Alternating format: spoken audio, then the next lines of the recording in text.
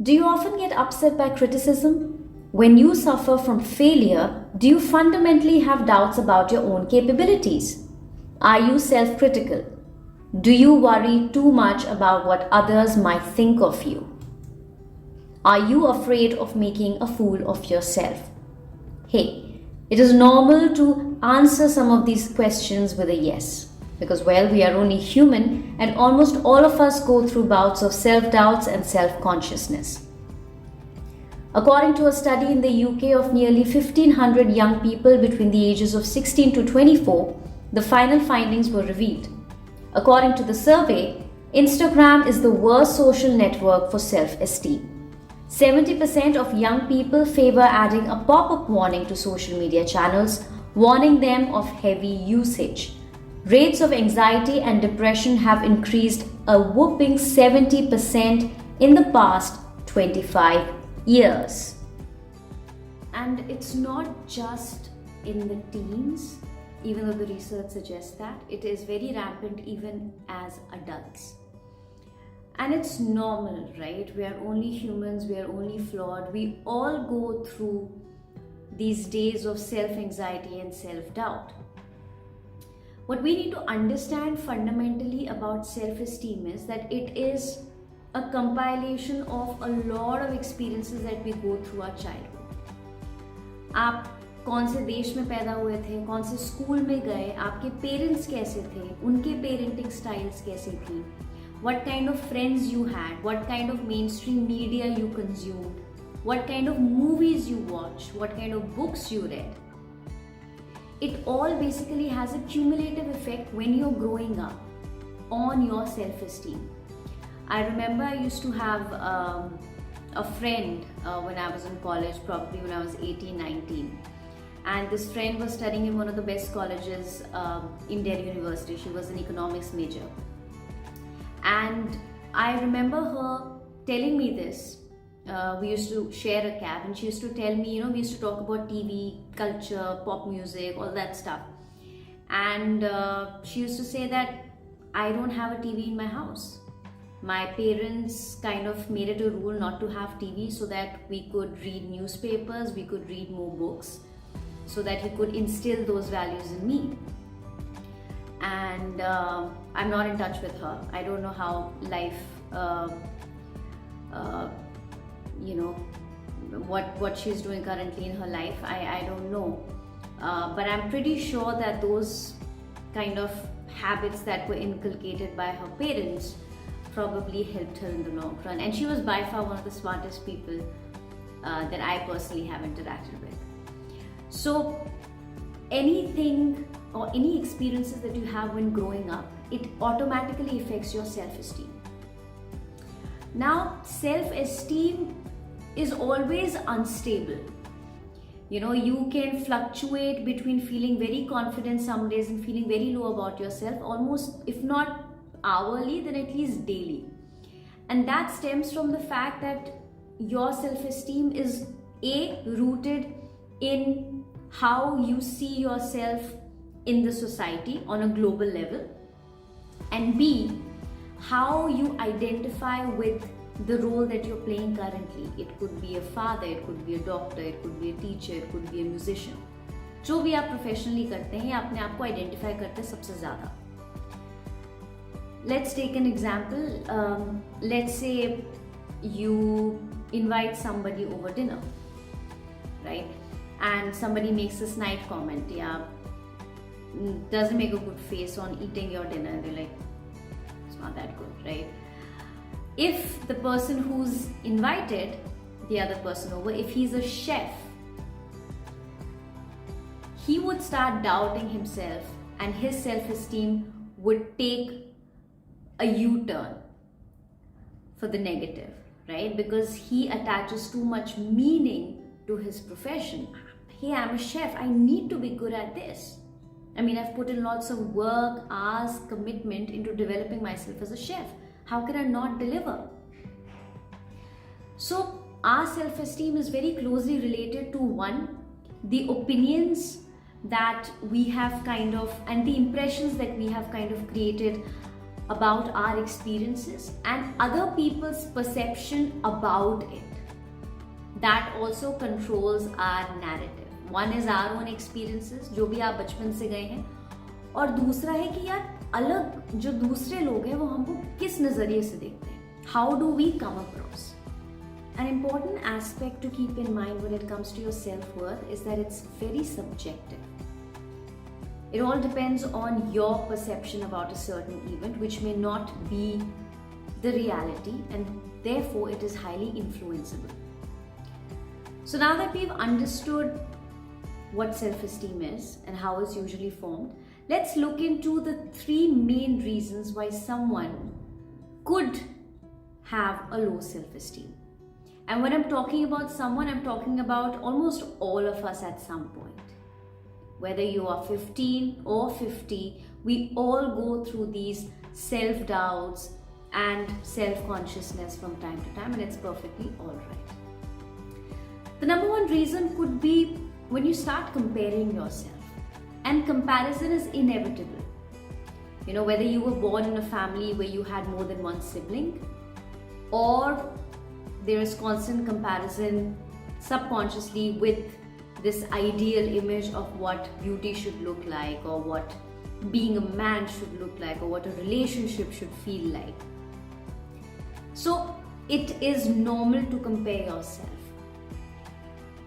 Now, one needs to understand that when we're talking about self-esteem, it stems from your perceived competence in your domain of expertise.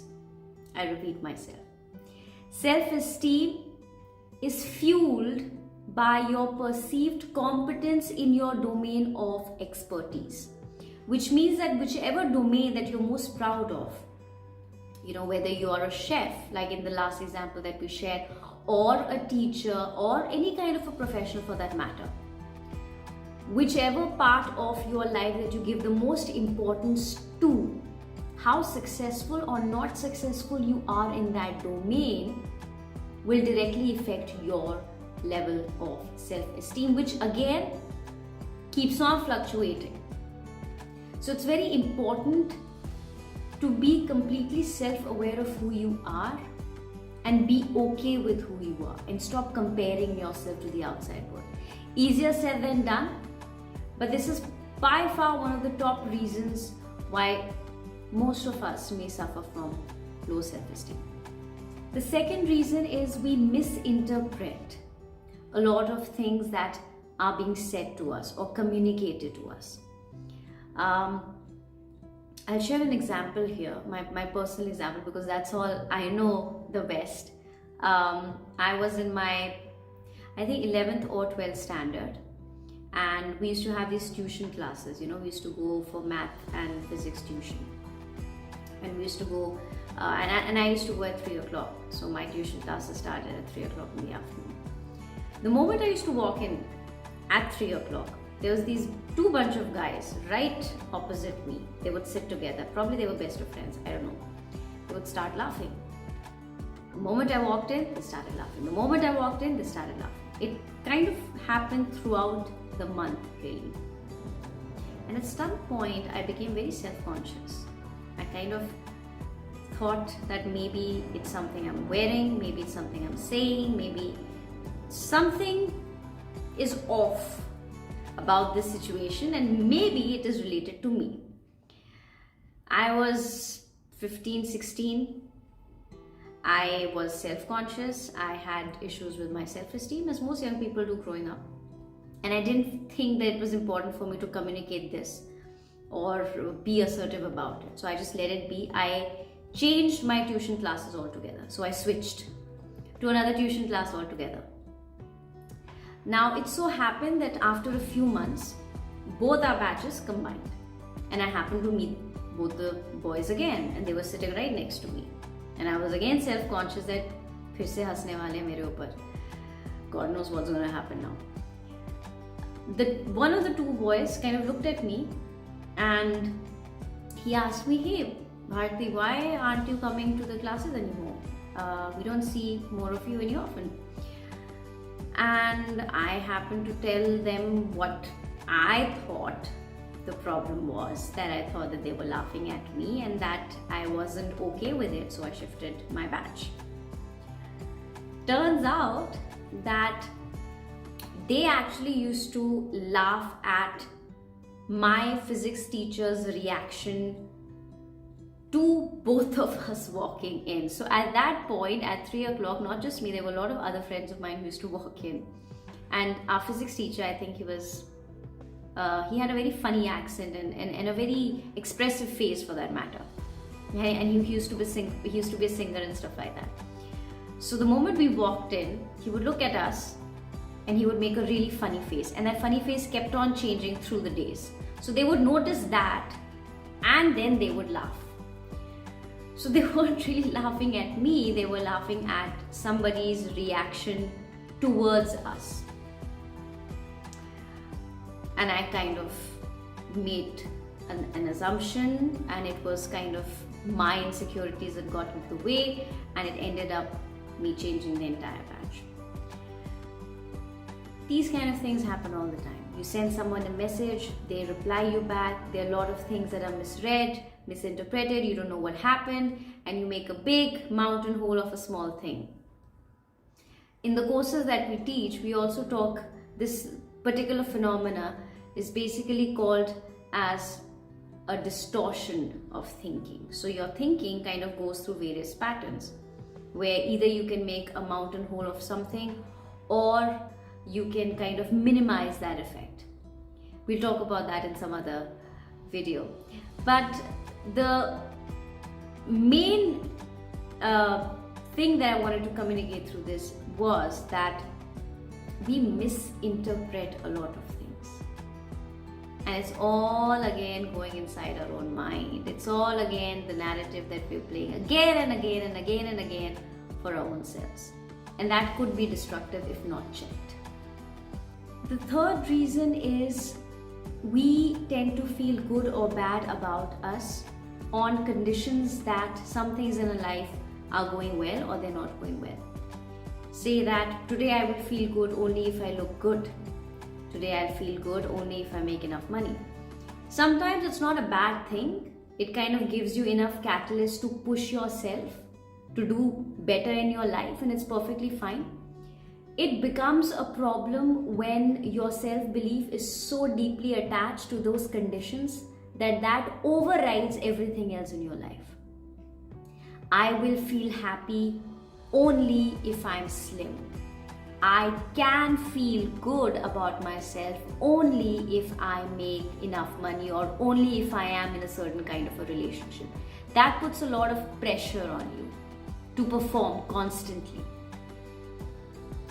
We need to understand that our self-worth is not attached to our accomplishments or failures. It's the other way around.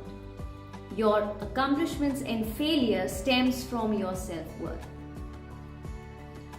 Where you want to be and how you want to achieve it will only stem if you have a strong self-esteem and a good enough idea about who you are and you believe in yourself. So in this particular video, we spoke about 3 reasons. In our next video, we'll be talking about 5 ways that you can boost your self-esteem. If you liked today's video, and I hope that we did, please give us a thumbs up and do not forget to subscribe to our channel. We will see you in our next video. Thank you.